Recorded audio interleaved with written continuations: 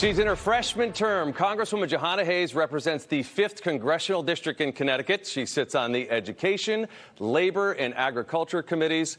Former National Teacher of the Year from Waterbury, she's the first African-American woman to serve our state of Connecticut in the nation's capital. Congresswoman Hayes, thank you for joining us on Face the Facts. When you went to Washington, it was clear that you had goals about making a difference in education. We're going to get to your work on that in just a minute. First, though, could you have ever imagined that your first term would be surrounded by an impeachment inquiry? No, absolutely not. I mean, in this first term, I've already dealt with the longest government shutdown and now a full-blown impeachment inquiry, and really seeing the branches play their work out. It's something I could have never imagined in a first term in Congress. When you hear that Speaker Pelosi decided she wants to move forward with the inquiry without a vote, what were your thoughts on that? Well, I don't think that the Speaker has to call for a vote. There really is no clear guidance as to what that looks like. I mean, the majority of the caucus has already decided publicly that they would like to see a vote. In the committee hearings, there are witnesses who are summoned and colleagues from both sides of the aisle, both Republicans and Democrats, who are asking the questions. And this is the information gathering portion of it. I guess the Speaker could call for a vote, but it's not necessary, and the President can't decide for her. You know, that's the role of the Speaker of the House, to decide the next steps in this process. So let's talk about your work on the Education Committee. You're a career educator. Criticism in recent years about four-year college degrees include the skyrocketing cost, and then also what's the return on the investment. Some students can finish college with $250,000 in debt that can take decades to pay off. You're trying to help fix that with some of your work on Pell Grants. Yes, absolutely.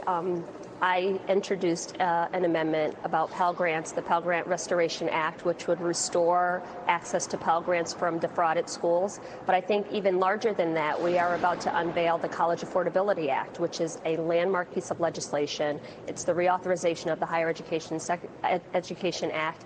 And I have 15 amendments that are included in that. And I'm just really excited. They address everything from Pell Grants to teacher diversity to making sure that first-generation college students have access to loans, that they are not paying at a higher rate, and teachers are protected. You know, public servant loan forgiveness is a part of this bill. So I'm very excited that in this Congress, I will be a part of, addressing solutions to many of the challenges that I faced, both as a student and as an educator. One of the other things I found interesting when I was reading the information you sent out regarding this, the College Transparency Act. In that bill, it talks about making more data public, like how much a recent graduate could make after they got out of school, what kind of jobs they got. That could actually help students as far as their choice is concerned, if their return on investment might be worth it in the future. Talk more about that, if you would.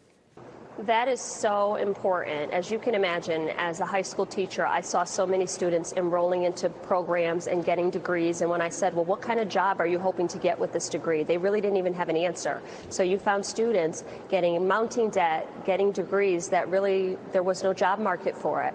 And that really should be on the front end when you're having those conversations, not after a student graduates and now is in the world, has all this debt that they can't do anything with. And the idea that, students should know that before they go into college is just unrealistic. At 17, 18 years old, many students just are enjoying the college experience, just wanting to get in, applying to schools, but really need to have a long-term understanding of what that means, what that looks like, and what the return on their investment will be. As you know, Connecticut relies heavily on defense contractors for a lot of the jobs in our state. You also have a portion of legislation you're working on to try to get federal dollars when it comes to helping fund technical education. As you know, Electric Boat just got a contract for new submarines. Pratt & Whitney are building the F-35 jet engines. What can this part of the technical education funding do to try to help get more welders and tradespeople here? Well, I think that's where my voice has been incredibly valuable. Imagine I'm an educator. I come from an academic background, but really trying to help my colleagues understand that college is not for every student. We have to have more career and technical training. We have to have more vocational training. We have to make students career ready so that they're self-sufficient on the other side of these programs. And this bill really looks to put funding into programs like that, to create more funding I mean, create more programs that give students the skills that they need to be successful in life. And there are so many young people who really have not really seen that as an option. And then I think the other thing that we have failed miserably at, we as a society, is this narrative that the only pathway to success is through college. I know better than that. You know, I have so many students who would be successful, they just were not good academic students. So this bill really infuses that pipeline, gets skilled labor for some of these jobs where we're hearing they can't hire people. You know, kids are coming out of college without the skills needed to start at an electric boat or a Pratt & Whitney or be a welder or an electrician. So hopefully we'll get more young people to make thoughtful decisions front end before they enter into contracts and take out loans for college that will be useless in the future.